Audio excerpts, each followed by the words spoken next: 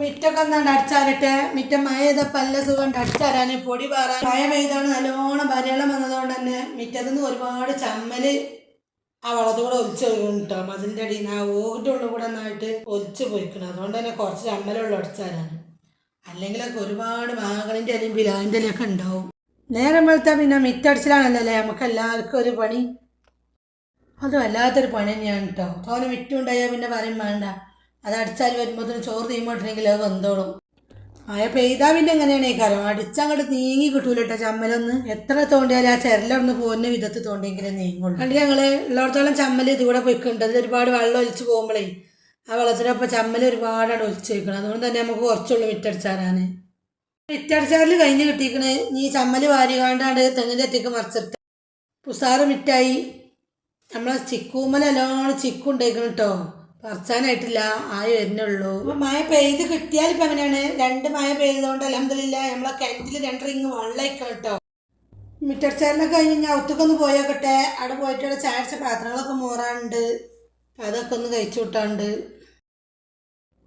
ഇതൊക്കെ ഒന്നുകൊണ്ട് മോറിയിട്ട് എടുത്താൽ കേട്ടോ. ഈ ചായടിച്ച പാത്രങ്ങളൊക്കെ ഒന്ന് കിട്ടി. അതിൻ്റെ ഇടയിൽ അവിടെ തിരിച്ചൂട്ടിക്കാണ്ട് ചോറിന് വെള്ളം വെച്ചിക്കണ്. അതൊരു ഭാഗത്ത് അവിടെ ആയിക്കൊണ്ട് നിൽക്കുന്നുണ്ട്. പാത്രം മോറിൽ കഴിഞ്ഞാണ്ട് ഇവിടെയൊക്കെ ഒന്നും തോതി തുടച്ച് വൃത്തിയാക്കി വെക്കട്ടെ കേട്ടോ.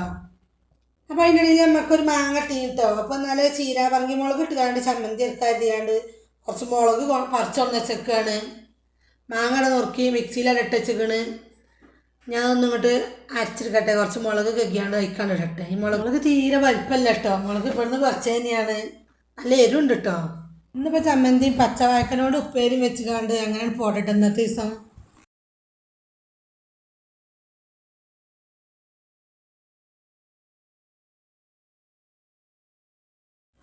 ഇതെല്ലാം അങ്ങോട്ട് അരച്ചിങ്ങോട്ട് എടുക്കട്ടെ. ഇതിലിട്ടാണ്ട് ഇതിലൊന്നുകൂടി കടർത്താൽ നല്ല രസം. അന്നത്തെ ദിവസം അങ്ങനെയാണ് പോട്ടെ.